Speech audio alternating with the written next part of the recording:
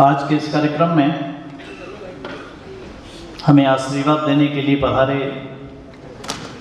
राम स्नेही शाहपुरा पीठ के पीठाधीश्वर जगत गुरु रामदयाल जी महाराज। वैसे हमारा महाराज जी की हमारे पे बहुत असीम कृपा है। मैं महाराज जी की सेवा में जब गया, पहले एक बार मुझे अवसर मिला तो इस संसार का एक अद्भुत किस्म का जो सत्याग्रह हुआ 1643 विक्रम संवत में, उसका एक स्मारक बनाने का हमें जब सौभाग्य मिला अहुआ में, आचार्य श्री के चरणों में हमने निवेदन किया था, आचार्य श्री हम किससे उद्घाटन कराएं? सत्याग्रह। एक राजा के अन्याय के खिलाफ सैकड़ों लोगों ने अपने अंग काट के प्राणोत्सर्ग कर दिया। संसार के इतिहास में ऐसा सत्याग्रह आज तक कभी नहीं हुआ। उस स्मारक का आपके कर कमलों से उद्घाटन हो, लोकार्पण हो और आपका आशीर्वाद हो तो हमारा जीवन सार्थक होगा। आचार्य श्री पधारे और पधार कर जो आशीर्वाद दिया, आज वही स्मारक एक सत्याग्रहियों का एक मेला लगने लग गया है और अब तो सत्याग्रह का एक युग चल रहा है। मैं इसलिए आप आचार्य श्री हमारे निवेदन पर आप पधारे। हम सबको जिस देवीय कृपा के कारण हर संकट से जब उबरने का अवसर आता है, जब संसार में कोई सहारा नहीं होता और तब हम माँ को याद करते हैं, देवी को याद करते हैं। आज उसी समृद्ध देवी परंपरा के रूप में अवतार लेने वाली परम पूज्य लूंग बाई साहब पधारे हैं। मैं इनके चरणों में प्रणाम करता हूँ। ये लूंग बाई साहब ऐसी देवी है जिस राजल बाई का मैं आपसे जिक्र करूंगा। राजल बाई भी ऐसी थी, करणी माता का भी ऐसे ही स्वरूप था, कोई और भिन्न प्रकार का स्वरूप नहीं था, ऐसा ही था। गो पालन करती थी, सामान्य वैसे रहती थी, लोहड़ी ओढ़ती थी। आज माँ में आज हम लूंग बाई साहब में उन्हीं देवियों का अवतारी होने के कारण से हमको उतना ही आशीर्वाद मिलता। मैंने निवेदन किया हिंगलाज शक्तिपीठ की पुस्तक के विमोचन के अवसर पर, मैंने निवेदन किया कि माता जी आपके बिना हिंगलाज माता पे किताब कैसे लिखूं? आप तो प्रातःकाल से हिंगलाज माता की स्तुति शुरू करते हो और जब आपके हिंगलाज हिंगलाज करते करते ज्योत अपने आप प्रज्वलित हो जाती है, आप में वो सब कुछ है। माता जी तब भी पधारी और राजल बाई की किताब के अवसर पर यदि माता जी ना हो तो इस कार्यक्रम को कैसे संपन्न माना जाए?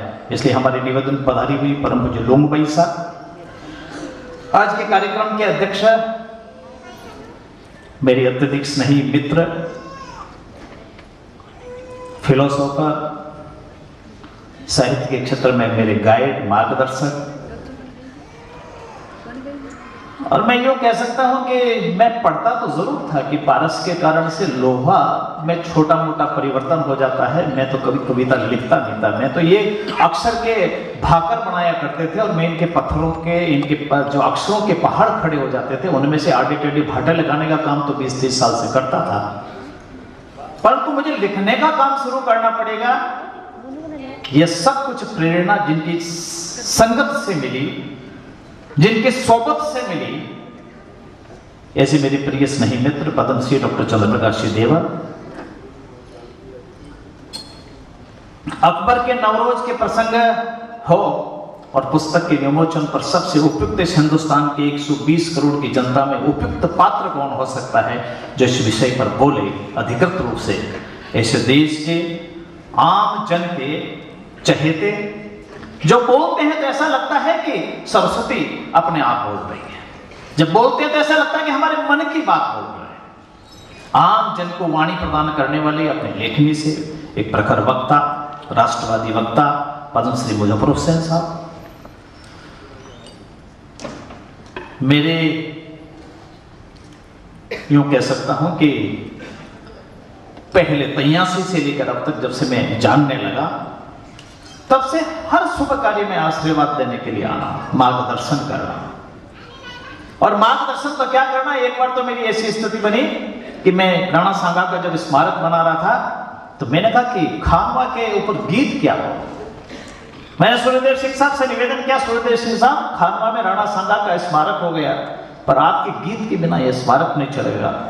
और आपने कहा क्यों चिंता करते हो, तुमने स्मारक बनाया ना, मैं खानवा गांव बोलता हूं, एक ऐसी अविरल रचना बनाकर प्रस्तुत कर दी कि आज खानवा गांव बोलने लग गया है और राणा का सांगा का स्मारक वहां पर बोलता है, तो सूर्यदेव सिंह जी का शब्द वहां पर बोलता है।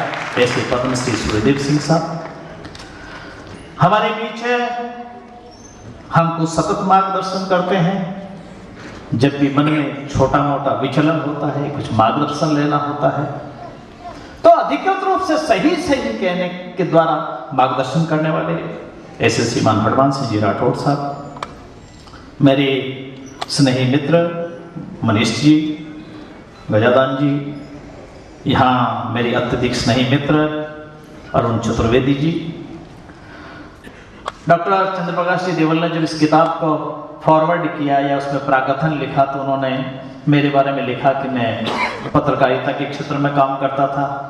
इसी पत्रकारिता के क्षेत्र में मेरे गुरु, मेरे मार्गदर्शक मुझे जिन्होंने पत्रकारिता को सिखाया, लिखना सिखाया, और पत्रकारिता में भी ईमानदारी हो सकती है, ऐसे संस्कार देने वाले श्री श्याम आचार्य जी, बाकी यहाँ पधारे हुए सारे वरिष्ठ महानुभाव, देवियों, सज्जनों, नौजवान दोस्तों, मेरे मित्रों का बहुत आग्रह था। मेरे बहुत स्नेही मित्र हैं, मेरी अभिन्न मित्र हैं, खुलकर खूब चर्चा करती हैं, परंतु मैंने उस पुस्तक के बारे में उनसे चर्चा नहीं की,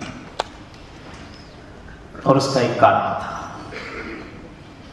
आजकल पुस्तक बेचने का, मार्केटिंग का भी एक तरीका बन गया है। ऐसी बात को उछाल दी जाए जिसको बात उछलने से जिस किताब की कीमत बनती हो। मैं चारण के घर में पैदा हुआ हूं, न मेरे पुरखों में ऐसा संस्कार था, न आने वाली पीढ़ी में संस्कार था।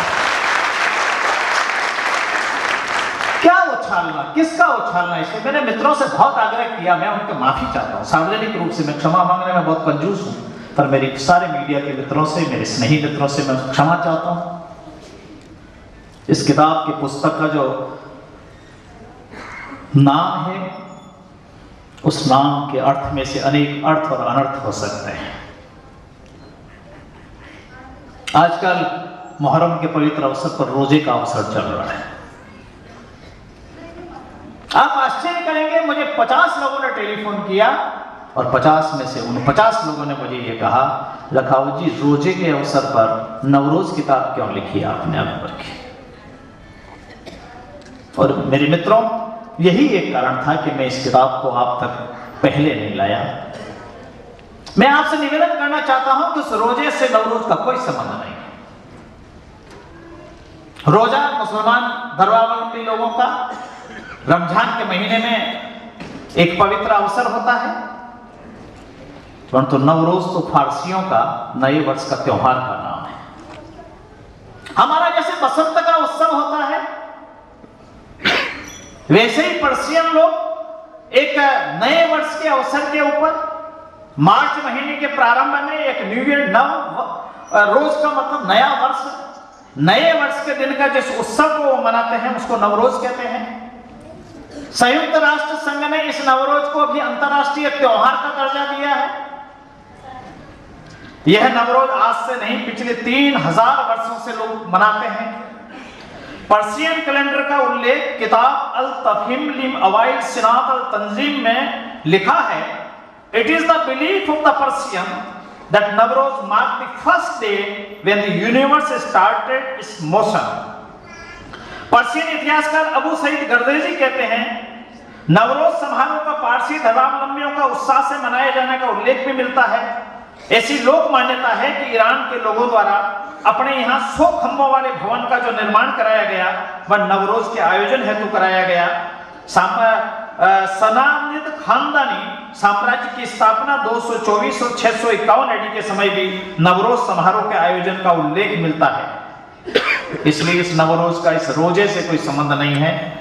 और पता नहीं, अगर कोई ये लिख दे कि एक सैफरन कलर वाला औकार सिंह लखावत ने मुस्लिम भाइयों की भावनाओं को आहत करने के लिए रोजे के पवित्र दिन के अवसर पर अकबर के नवरोज छुड़ाने की किताब लिखकर उदंगल कर दिया, बस हिंदुस्तान में इस चीज से जितना सावधान रहा जा सकता है, इसलिए मैं आपसे निवेदन करना चाहता हूं कि मेरी इस पुस्तक में कहीं पर भी रोजा से कोई संबंध नहीं है। कहीं पर भी मुस्लिम धर्म से संबंध नहीं है, कहीं पर ही पैगंबर साहब से कोई संबंध नहीं है। ये पूरी किताब अकबर ने पर्शियन नवरोज का, नए वर्ष का उत्सव प्रारंभ किया, पर उस उत्सव को करते करते करते करते करते करते करते उसको विकृत रूप दे करके उसको लिप्सा, भोग लिप्सा और व्यक्तिगत रूप से उसका दुरुपयोग कर संसार में जब बदनाम करने का काम प्रारंभ किया। और तब की एक घटना है, और वह घटना यह है, उस वीर क्षत्राणी को मैं प्रणाम करता हूं। मैं पृथ्वीराज राठौड़ को प्रणाम करता हूं। पृथ्वीराज राठौड़ अकबर के दरबार में थे, उनके प्रमुख सेनापति थे, अनेक सैन्य अभियान के अंदर अकबर की ओर से उन्होंने युद्ध किए, पर पृथ्वीराज राठौड़ ने गीत तो महाराणा प्रताप के लिए किया। महाराणा प्रताप को कहा, एक दिन अकबर ने वैसे ही कह दिया कि मैंने सुना है कि मेरे से संधि हो सकती है, ऐसे सुरगुड़ाहट आ रही है, समाचार आ रहे हैं। पृथ्वीराज राठौड़ ने कहा हो नहीं सकता, और पाथल और पीथल की चिट्ठी आपने पढ़ी होगी। और महाराणा प्रताप से कहा, सूर्य आज किधर उगेगा, मेरी मूछों का क्या होगा, धर्म का क्या होगा, तुम्हारे पुरखों का क्या होगा।